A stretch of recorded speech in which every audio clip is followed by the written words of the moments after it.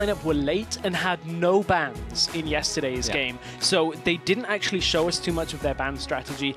On the other side, Team Dignitas, they banned the Jarvan, they also banned Lissandra and the Kassadin, so we're on track for a similar setup here from Team Dignitas. Yeah, indeed. There's a Cassiopeia as well on top of that, Kalista and also the Kassadin, so we saw those banned last game.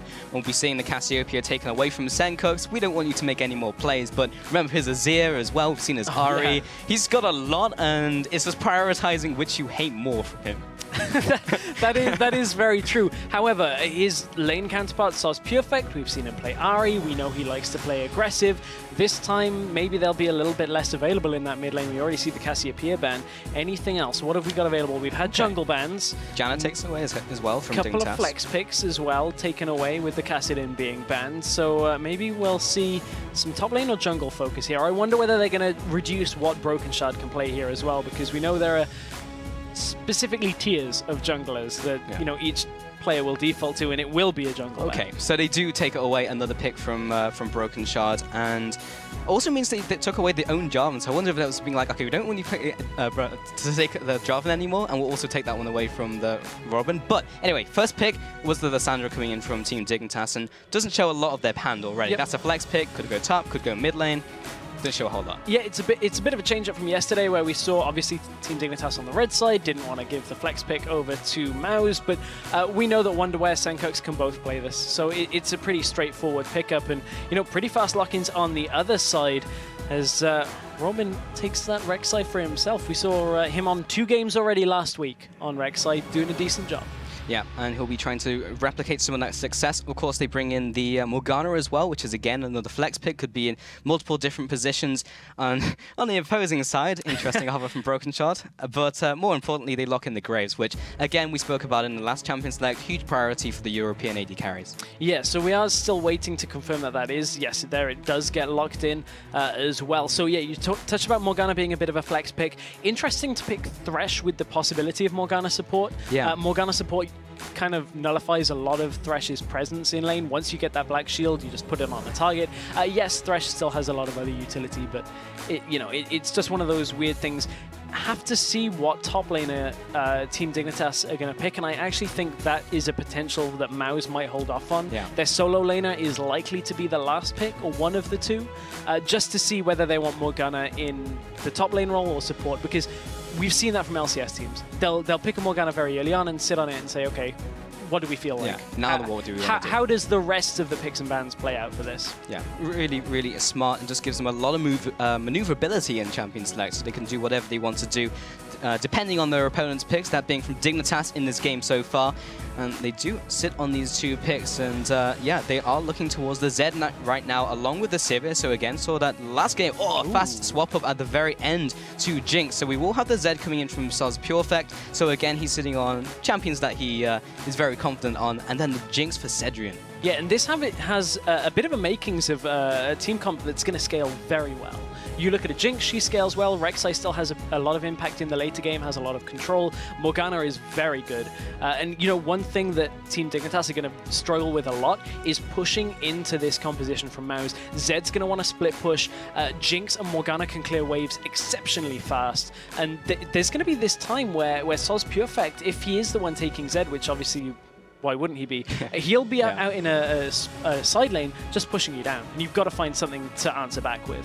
Yeah, so Team Dignitas do answer back with the Ezreal now coming in here as well, so maybe taking a page out of Faker's book from LCK, and also with the Nidalee again. So obviously Broken Shard and a lot of these challenger junglers still prioritize that Nidalee and see her as a strong pick in 5.3, but yeah, Ezreal, so they're looking for that double AD composition. Really nice to see in challenger. Yeah, and this is going to give them quite a significantly strong mid-game period where they can really fight people around the map. Yes, they'll struggle a little bit with Nidalee, but the amount of siege potential that's going to come out from this Team Dignitas lineup is difficult to deal with. And then looking down the lineup, what would they go for here for Mouse? Do they pick a support? Do they put Morgana down? I mean, they need somebody that can potentially sit in a solo lane and be okay against the push.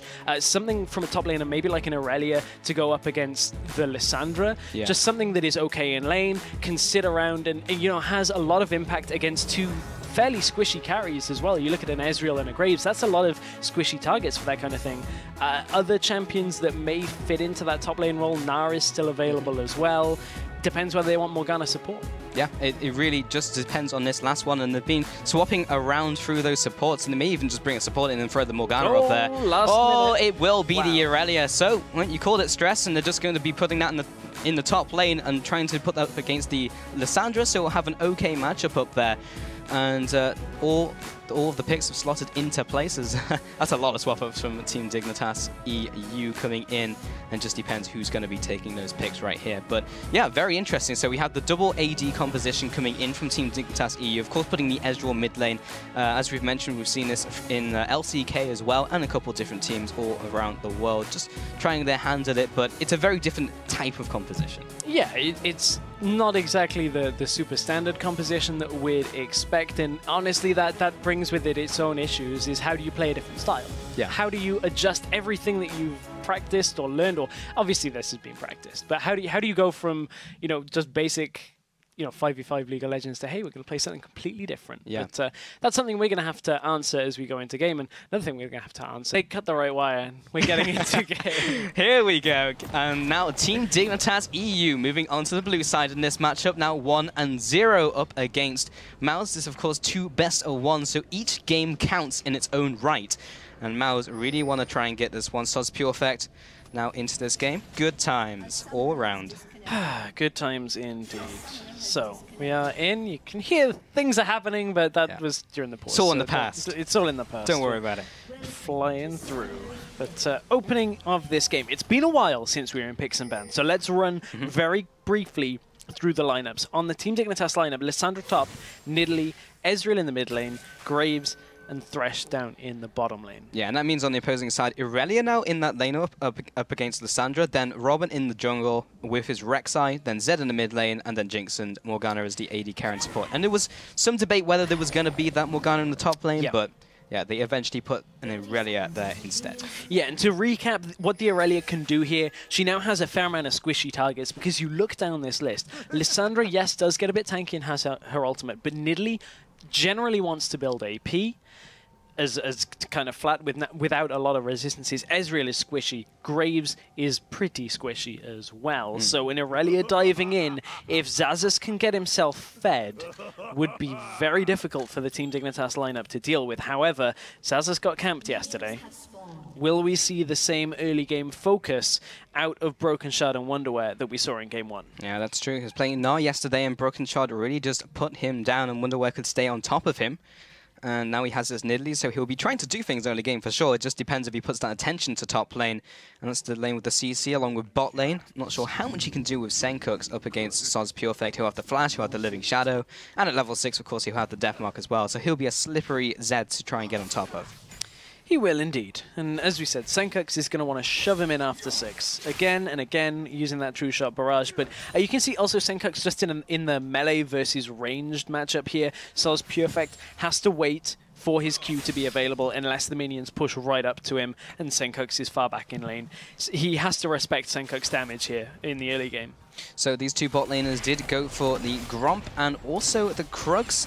And Cedric and Mountain here took a little bit more damage than Crazy Caps and Zaitan. In fact, Crazy Caps took a lot of damage himself from those Krugs because he does have that True Grit passive, giving him a little bit more magic resist and armor, so he can more happily tank up some of that damage. But they've already been pushed back. Cedric and Mountain do get the advantage in this lane. They do. Really interestingly, though, Mountain, after getting level 2, hasn't skilled an ability yet, so he's leaving it very open on how this lane is going to play out. If they're going to play somewhat aggressively, he's going to wait to skill Black Shield and then prevent a hook here. He actually does take the Black Shield after all at level 2. So we are in a situation where they should be pretty easily able to deter a bot lane. And you can see Broken Shard dropping pretty low against Blue Buff. Blue Buff typically has been his friend, though. Yeah, swinging a miss on that final spear on the stationary target. Maybe expecting to move there. Top lane, though, Wonderwear facing Xaxus here. We'll have that Lissandra versus the Irelia matchup. Robin does take a spear in return, but he knows Broken Shard's very low, and also the chance of him ganking is also low at this time as well. So Robin's got that early advantage and early knowledge just in the jungle so far. So he's having a good game. Zazas as well, trying to aggress onto Wonderwear, and he gets a lot of damage so far. Now looking towards Robin again. He did loop all the way around. Now tunnels into that bush. He'll be coming into the right side of this lane. Wonderwear, he just had the flash. The flash right into the burrow. Gets the first blood as well. Wonderwear will use the flash, but Zazas uses his own as well. So 2 flashes for a kill. That is great reading early on by Robin. Knew that he could get into the bush unwarded. Knew that as soon as he gets in, just has to unburrow. Brilliant, brilliant play to get themselves the first blood. That's what Maus needed. And a black shield down in the bottom lane. Again, just showing that Maus right now feel like they're in control of these lanes. Yeah, and Robin, we were interested in the jungle matchup, and so far he's way ahead of Broken Shard. Not only did he poke him back and make sure he went back to his jungle, that being from Broken Shard, Robin was able to get that early game aggression and pick up the first blood only 4 minutes in for his team. Yeah, and it's interesting to see how Rek'Sai's path through the jungle, because the amount of sustain that you get from being burrowed allows you to go through fairly easily and clear your jungle with a fair amount of health to allow you to gank like that. So a very interesting pathing out of Robin in this early game. Really allows him to get a lead here, and Broken Shard's caught a little bit napping here. He needs to get himself back out onto the Rift and get himself into a lane, because Nidalee needs to get kills to get herself through the mid game. Yeah, that's the early game he's looking for. So Robin has gone back to base, picked up the Stalker's Blade in comparison to Broken Shard's his Trailblazer there. So Robin feeling like he needs the extra bit of help when he goes for those ganks. Yeah, especially now with his flash down. Can't flash unburrow for a good few minutes. So Stalker's Blade should be enough to help him out here. But bottom lane, ooh, hook very nearly lands. And meanwhile, Broken Shard is on his way down to this bottom lane, but he gets stopped by the crab. Will be seen on the ward as well. And 2 for 2 on missed skill shots on jungle camps. Great, but you know, as it's all we about said hitting yesterday, the champions. That's the but as we said last week, though, you don't throw them; they always miss.